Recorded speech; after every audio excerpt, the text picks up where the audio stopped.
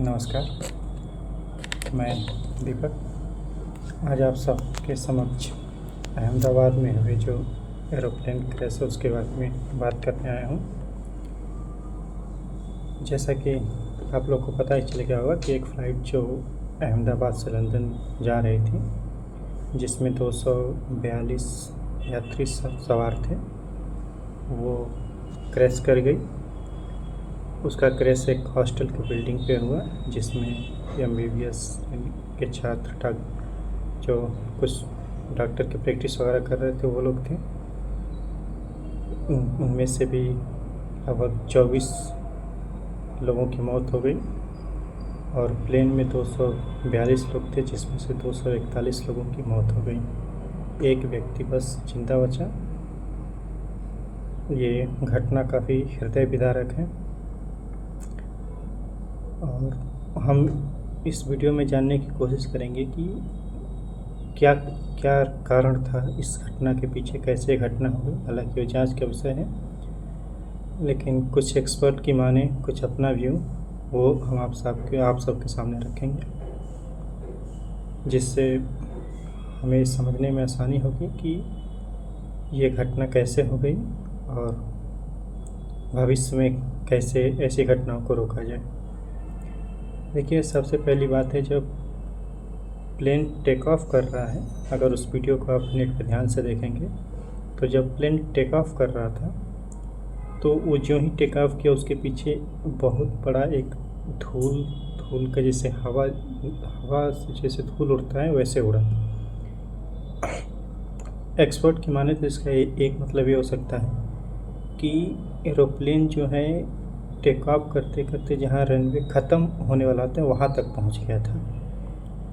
तो क्या पायलट को जब एरोप्लेन स्पीड पकड़ी तो उससे पता था कि इसमें कुछ खराबी है, लेकिन चूंकि वो स्पीड पकड़ चुका था इसलिए वो उसको इमरजेंसी ब्रेक वगैरह नहीं लगाया, क्योंकि उसको डर होगा कि कहीं आगे जो दीवार वगैरह उसमें टकरा जाएगा और क्रैश कर जाएगा। पहला सवाल। दूसरा सवाल, जब एरोप्लेन ऊपर जा रहा है, जैसे कि 500 से 600 के आसपास जब उसने फीट की हाइट उसने पकड़ी, तो आप ध्यान से देखेंगे तो उसका जो लेफ़्ट विंग है वो हल्का सा टिल्ट हो गया। और उस समय जो आवाज़ आ रही है, जो ओरिजिनल वीडियो एक लड़के द्वारा रिकॉर्डिंग की गई है, उसको आप देखेंगे तो जो आवाज़ आ रही है उसमें भी सिर्फ एक इंजन की आवाज़ आ रही है, 2 इंजन की आवाज़ नहीं आ रही है। तो दोनों वीडियो फुटेज देख के तो ऐसा ही लगता है कि बोइंग 787 जो विमान था, इसका एक इंजन खराब हो गया है। तीसरा जो आप देखेंगे तो ये बोइंग 787 का जो लेफ़्ट साइड का विंग था, वहाँ पे जो है एक रैट को पायलट ने ऑन किया। इसका मतलब ये रैट इसलिए यूज होता है ताकि वो प्लेन को एक्स्ट्रा थ्रस्ट प्रोवाइड कर सके।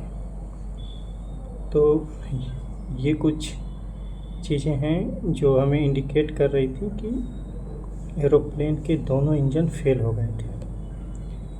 कुछ एक्सपर्ट की माने तो वो ये कह रहे हैं कि जैसे ही पता चला पायलट को कि एरोप्लेन का लेफ़्ट इंजन काम नहीं कर रहा है, तो जल्दबाजी के चक्कर में राइट इंजन को बंद कर दिया, क्योंकि अक्सर ऐसा होता है, ऐसा उनका रूल बुक्स में है शायद, कि जो इंजन काम ना करे उसे बंद कर दीजिए।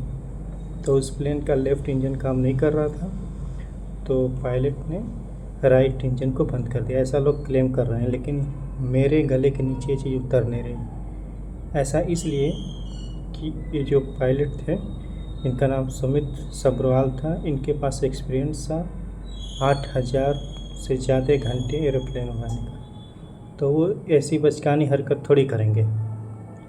ये ह्यूमन एरर हो सकता है, लेकिन इसकी पॉसिबिलिटी मेरी नज़र में बहुत ही कम है, 0.001 है। पहली बात। दूसरी बात कि जो राइट विंग है उधर का रेट उन्होंने ऑन किया है, ना कि लेफ़्ट का।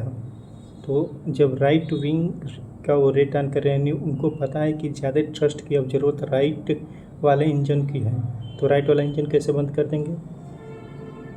ये दूसरा सवाल जो है मेरे दिमाग में आया। एक चीज़ और है जो जिस पे ध्यान देने वाली है कि जो एक आदमी जिंदा बचा, वो बता रहा था कि जब एरोप्लेन क्रैश करने वाला था उसके ठीक पहले एरोप्लेन में कई सारी लाइटें जली। देखिए वो लाइटें तब जलती हैं जब एरोप्लेन की एक्सपर्ट की माने तो दोनों इंजन खराब हो, तभी वो लाइट चलेगी।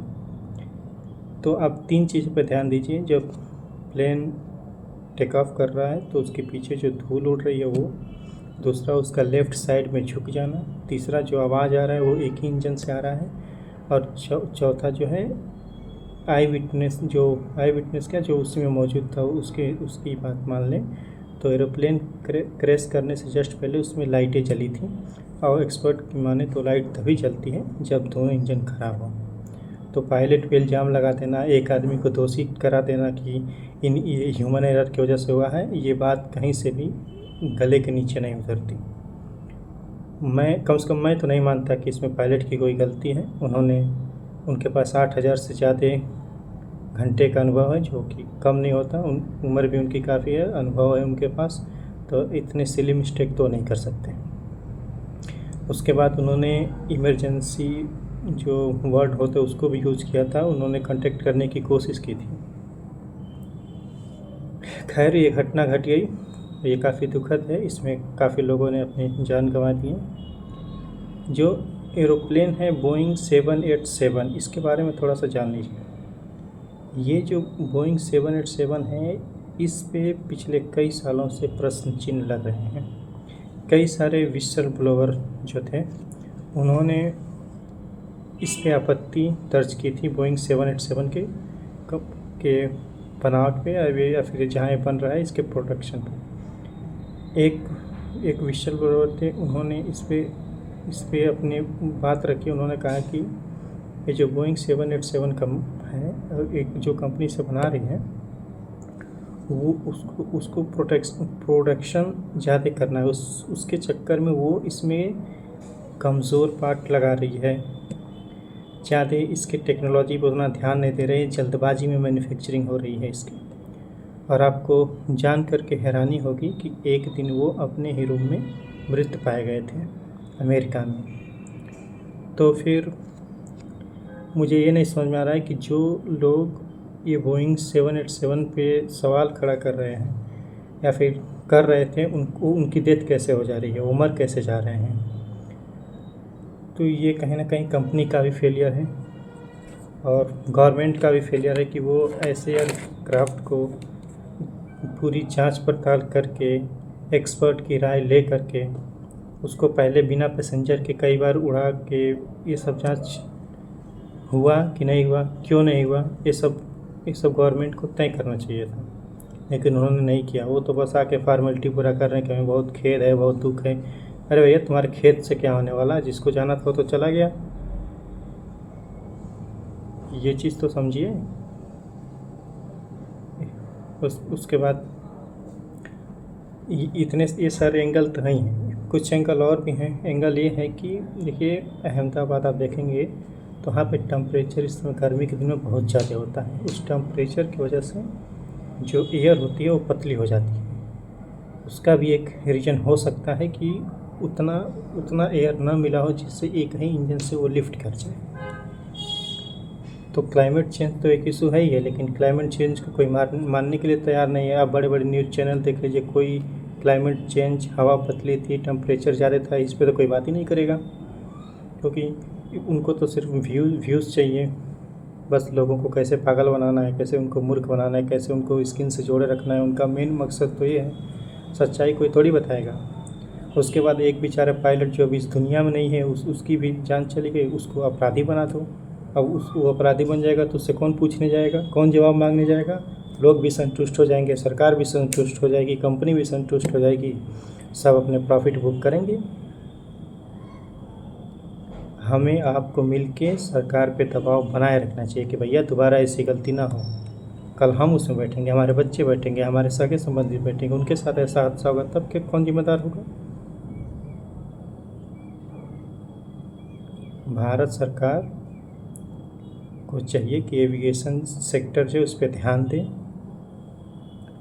नई टेक्नोलॉजी के जो एयरक्राफ्ट बन रहे हैं, जो क्लाइमेट चेंज है, जो नए तरह के टेम्परेचर, नई सिनेरियो में जो बढ़िया परफॉर्म करे, ऐसे एयरक्राफ्ट की अब ज़रूरत है, और वो उसे अप्रूव करे, ना कि पुराने 50 साल पहले की टेक्नोलॉजी यूज करने वाले एयरक्राफ्ट को वो अप्रूव कर दे।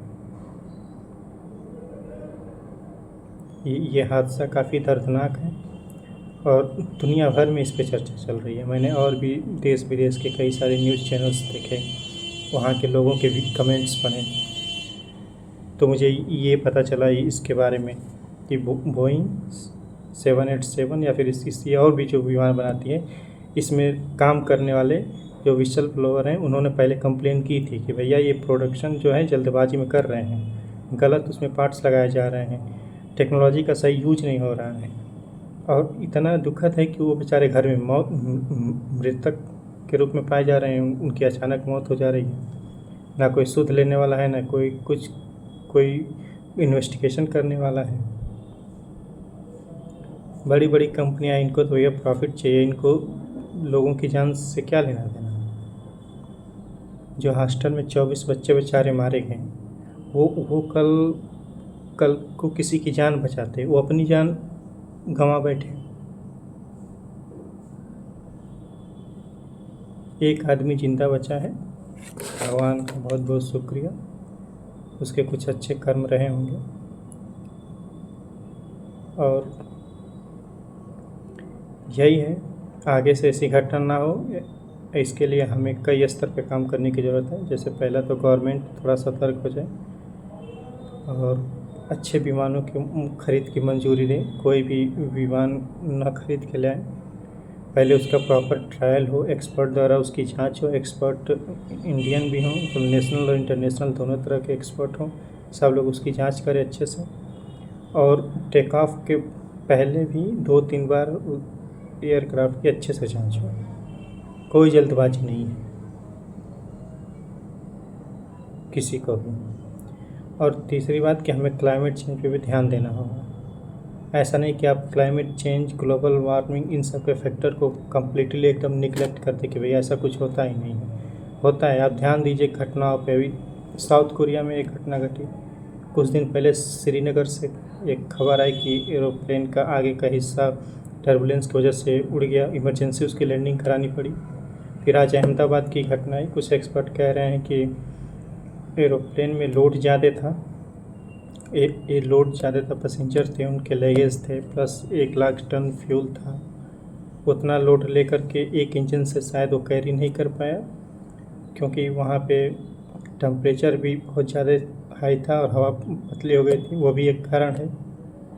तो हमें हर एरिया पे फोकस करने की ज़रूरत है, ना कि सिर्फ एक एरिया पे। हो हल्ला करने से कुछ नहीं होने वाला। नेता जाएंगे, फ़ोटो खिंचवाएंगे, फिर चले आएंगे, फिर अपने एसी रूम में बैठेंगे, ऐसे थोड़ी होता है। इस घटना में गुजरात के पूर्व सीएम की भी डेथ हो गई, उनके आत्मा को भी भगवान शांति दे और आगे से ऐसी घटना ना हो। इसलिए हम सबकी ये सामूहिक जिम्मेदारी है कि हम अपने गवर्नमेंट पे, जो हमारी माई बाप है, उन पे दबाव बनाए रखें कि भैया हमने आपको चुन के बैठाया है अपनी सेफ्टी के लिए, इसलिए नहीं कि आपके किसी गलत फैसले से, गलत पॉलिसी से हमारी जान चली जाए। खैर, ये सब अभी इसमें काफ़ी जांच होगी, जैसे जैसे जांच आगे बढ़ेगी, जो भी चीज़ें होंगी, जो डेवलपमेंट होगा, उसको लेके मैं आप सबके सामने आता रहूँगा।